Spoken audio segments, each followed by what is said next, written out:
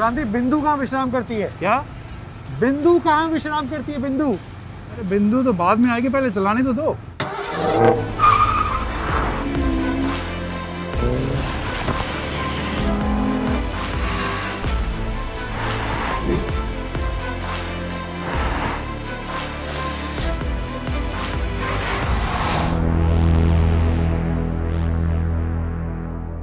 Boys and girls, welcome to Times Drive. I am Ankur Taneja and we have Shri Kranti Sambhav with us today.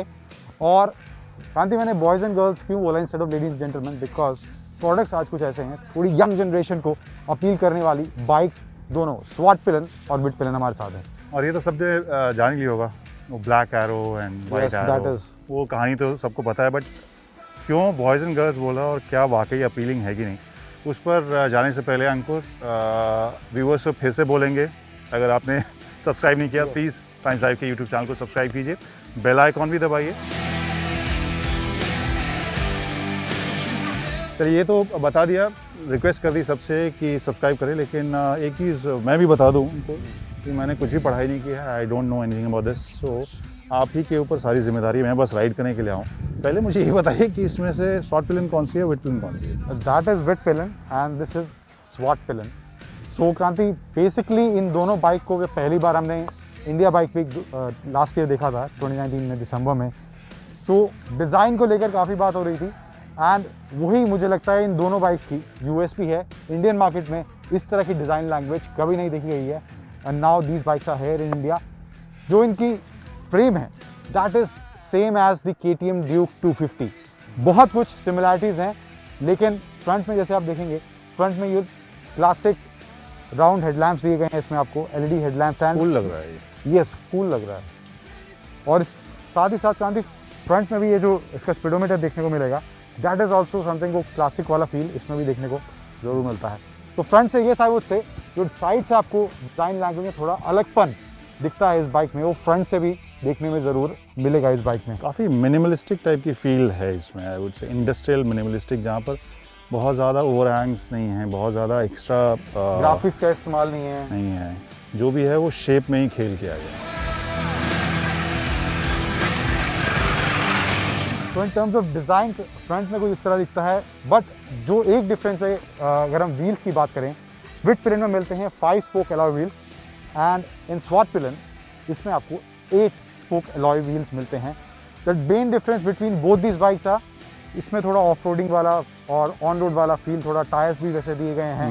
That is sort of cafe racer bike, उसमें clip on handle bars हैं, इसमें आपको posturing स्वाट में थोड़ा upright रहेगा, तो वो on road of road वाला फील इसमें बाइक में देखने को ज़रूर मिलेगा। इसके अलावा इंजन दोनों में same, engine are same as power wise, engine wise जो भी है वो ड्यूक 250 वाला ही 250 सीसी का इंजन है इनमें एंड अराउंड 28.5 bhp का पावर है और 24 न्यूटन मीटर का टॉर्क ये दोनों इंजन जनरेट करते हैं। देती कितने? देती का अराउंड 32 किलोमीटर पर लीटर ओके एवरेज जो क्लेम्ड है। पैनल में भी एक चीज़ बहुत इंटरेस्टिंग लगी जो साइड में देखने में, आई मीन दोनों बाइक्स में पैनल सेम है, ये 2 पैनल हैं काफ़ी। जैसे हम अमूमन बाइक्स में देखते हैं 3-4 पैनल्स का इस्तेमाल होता है, बट इसमें वो जो आपने बात की शुरुआत में मिनिमलिस्टिक जो जिस तरह से इसको रखा गया है, तो वो पैनल में भी देखने को मिलेगा 2 पैनल यूज़ किए गए हैं खाली। And this is the beach में टैंक दिया गया है, फ्यूल टैंक है एंड साइड से वो सीमलेस जा रहा है। तो वो चीज़ आई मीन एक तरह से जो क्लटर कई बार हमें लगता है कि ये ज़्यादा हो गया या ये पैनल फालतू लग रहा है या ये ग्राफिक्स फालतू लग रहे हैं, वैसा कुछ इन दोनों बाइक्स के डिज़ाइन में देखने में नहीं मिलेगा। एग्जॉस्ट आई रियली लाइक, काफ़ी कॉम्पैक्ट और यू नो लंबे टाइप के हैं, इट्स नॉट लाइक राउंड। हाँ, एग्जॉस्ट। अब इन दोनों के बाइक के एग्जॉस्ट में भी थोड़ा सा डिफरेंस है। यहाँ पर आपको ये गार्ड दिखेगा जो स्वाट पिलन में है, जो विट पिलन में नहीं दिया गया है, सो एक डिफरेंस ये भी है। एंड हैंडल बार का मैंने बताया कि दैट इज़, इसमें थोड़ा अपराइट पोजीशन है, उसमें कैफे रेसर वाला है। तो बेसिकली ये स्क्रैम्बलर और ये कैफे रेसर है। Yes, like that only. बाकी सस्पेंशन की बात करें तो WB सस्पेंशन जो हमें ड्यूक 250 में देखने को मिलता है, वो आपको इसमें दिया गया है। And I really like the suspension, I mean specially with this colour.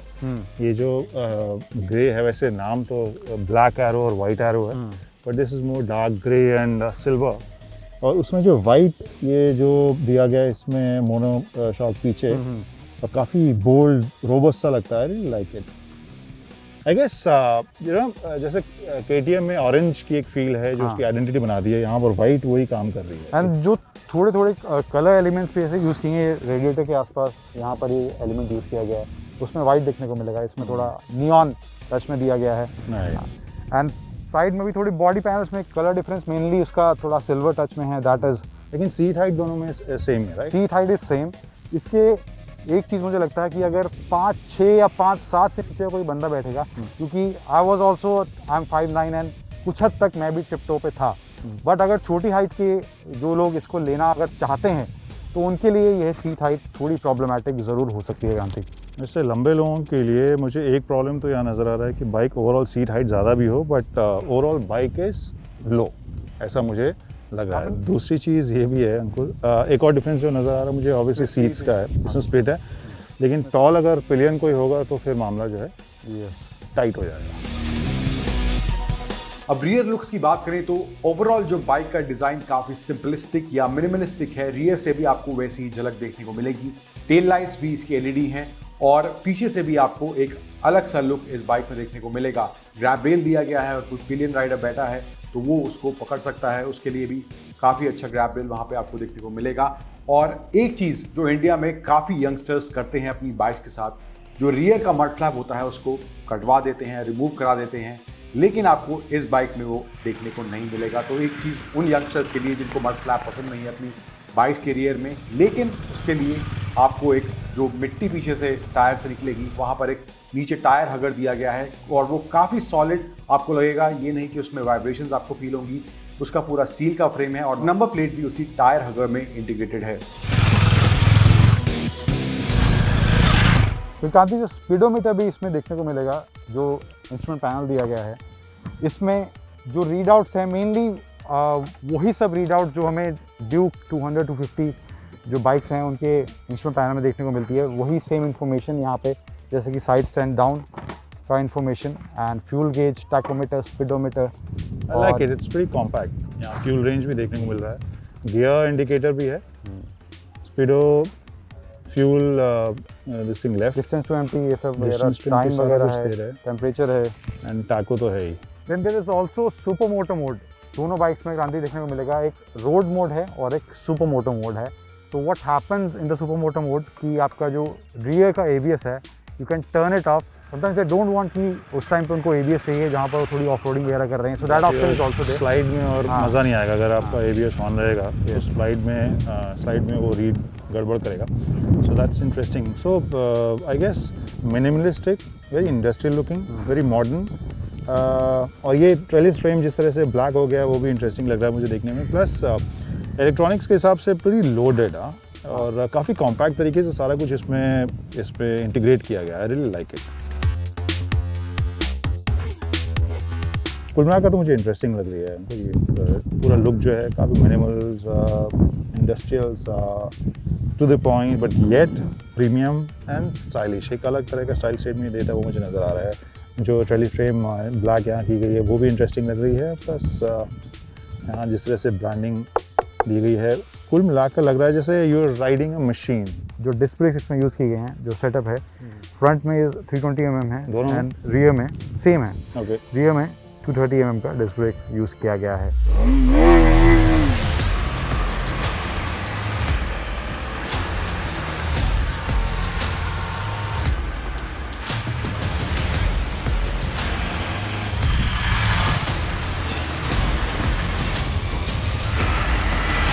तो क्रांति ऑनेस्टली एक चीज़ जो इन दोनों बाइक्स को टेस्ट राइड करने के बाद what I am feeling really good, relaxed, क्योंकि मैं 6 महीने बाद बाइक राइड कर रहा हूँ।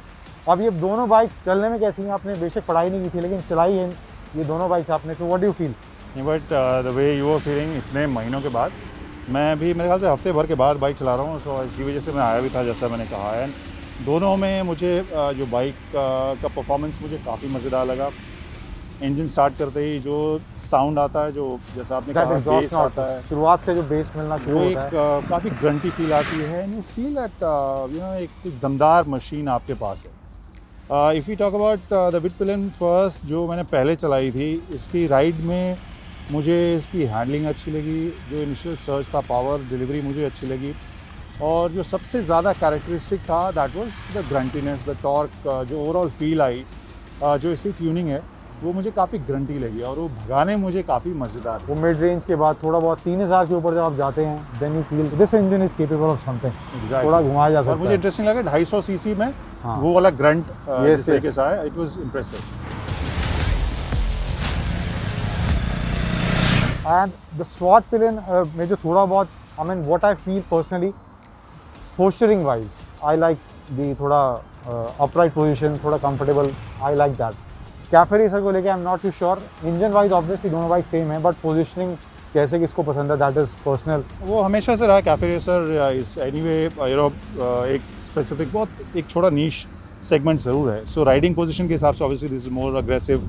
जो इवन राइडिंग जो ट्रायंगल है, जो जिस तरह की ज्योमेट्री है, वो भी आपको ज़्यादा ये आगे की तरफ लीन करने के लिए मजबूर करता है। This one is the Svart Pilen is still generic है, उससे ज़्यादा अपराइट है, तो ये भी चलाने में मुझे ज़्यादा मज़ा आया। इसको जो चलाया मैंने, जब आपने शॉट्स ले लिए थे डर्ट में, उसके बाद मैंने इसे चलाया। मेरी हाइट के लिए तो छोटी है but at the same time I felt very nice. एक या दो राउंड के बाद ही स्टार्टेड टॉकिंग टू मी और उसी के बाद से लगा कि हाँ, यहाँ पर मैं और ज़्यादा भगा सकता हूँ इसको मिट्टी में, चाहे स्क्रैम्बलर है या जो भी हो, but at the same time ये मुझे कॉन्फिडेंस वो दे रही थी। इवन रोड के ऊपर इसका परफॉर्मेंस मुझे ज़्यादा स्मूथ, ज़्यादा बेटर लगा।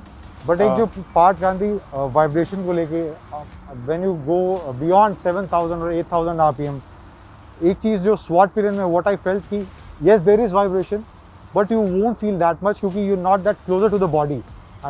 But when you are riding the Vit Pilen you are closer to the panel to the body, वहाँ पे आपको वाइब्रेशन वो 7000 8000 आरपीएम के बाद ज़्यादा महसूस होती है। That is there exactly. तो दो नेगेटिव पॉइंट जो मेरे छोटे से राइड के बाद मेरे दिमाग में आए हैं, जो एक मेरे ख्याल से is very specific to me, जिसके बारे में मैं बाद में बताता हूँ। पहले तो वाइब्रेशन के बारे में बोलूँगा। विड पिलियन में ऑब्वियसली मुझे ज़्यादा वाइब्रेशन महसूस हुआ, स्पेशली 7000 8000 आरपीएम के बाद जो इसका जो ग्रंटी बिहेवियर है और ज़्यादा निखर कर आता है। आप ज़्यादा जोश से इसको भगाते हो but at the same time वो वाइब्रेशन भी इंक्रीज होता है। पोस्चरिंग को लेके भी थोड़ा है, you are into that posture, understood, but at the same time when you riding cafe racer you are suppose to ride like that. तो इनिशियली आप बहुत निगेट करोगे उसको, इन द सेंस आप उसको थोड़ा डिस्काउंट करोगे, but when you're riding it for longer time, I guess that vibration is something which will bother you थोड़ा बहुत। और दूसरा जो प्रॉब्लम वो जो मैंने कहा मेरा बहुत ही स्पेसिफिक मेरे हिसाब से, आई वेयर 47 साइज शूज़ और वहाँ पर मुझे इसका जो ब्रेक लीवर है उसका पेग मुझे काफ़ी छोटा लग रहा है। आई डोंट नो ये तुम्हें महसूस हुआ कि नहीं, बट दो तीन बार मैं ढूंढ रहा था, may be because I was not wearing wrong shoes, way track shoes हैं, बट स्टिल वो थोड़ा मुझे एक ट्रिकी पार्ट लगा। थोड़ा सा और बड़ा रहता आई गेस हम जैसों के लिए ठीक रहता है वो, आई गेस जिनका पाँव इतना बड़ा होता है।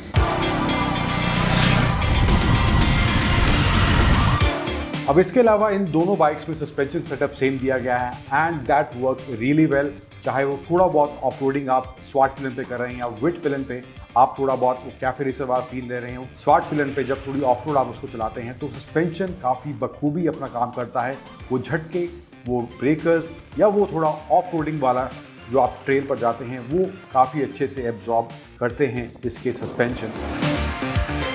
इसके अलावा ब्रेकिंग का जो बाइट है, आगे पीछे दोनों जगह आपको डिस्क ब्रेक दिया गया है विद डुअल चैनल ABS और ब्रेक्स की बाइट भी काफ़ी अच्छी है।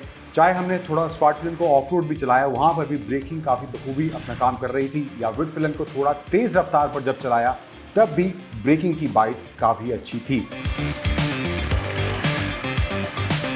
एक जगह आपको थोड़ी कमी जरूर महसूस होगी, स्पीड ब्रेकर्स पर। अगर आप थोड़ा ध्यान से इस बाइक को नहीं निकालेंगे, अगर दो लोग इस बाइक पर बैठे हैं तो वहां पे इसकी ग्राउंड क्लियरेंस आपको थोड़ी कम जरूर लगेगी और नीचे बाइक के लगने के चांस थोड़े बहुत रहते हैं।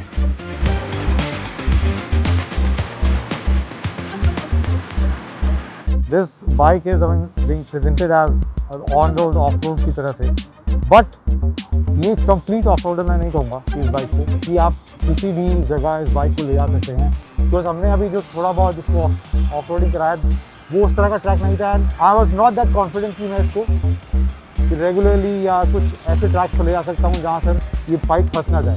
तो हमें वो उस तरह का ऑफ-रोडिंग एक्सपीरियंस इस बाइक से हमें नहीं मिलेगा टाटा की। तो वापस वहीं पर बिंदु पर पहुंचते हैं अंकुर। बिंदु मुझे लगता है विश्राम करती है कि वैसे बाइकर्स जो हार्डकोर ऑफ रोडर या स्क्रैम्बलर या फिर ऐसा चाहते हैं, उनके लिए बाइक नहीं है। ये दोनों बाइक्स उन कंज्यूमर्स या कस्टमर्स के लिए है जो चाहते हैं वैसी कैपेबिलिटी वाली लेकिन थोड़ी स्टाइलिश रोड प्रेजेंस वाली, जो रेगुलर बाइक्स नहीं चाह रहे। उनको एक अलग से खड़े होने वाली, अलग से दिखने वाली एक बाइक चाहिए, मे बी डिज़ाइनर या बुटीक टाइप की बाइक कह सकते हैं।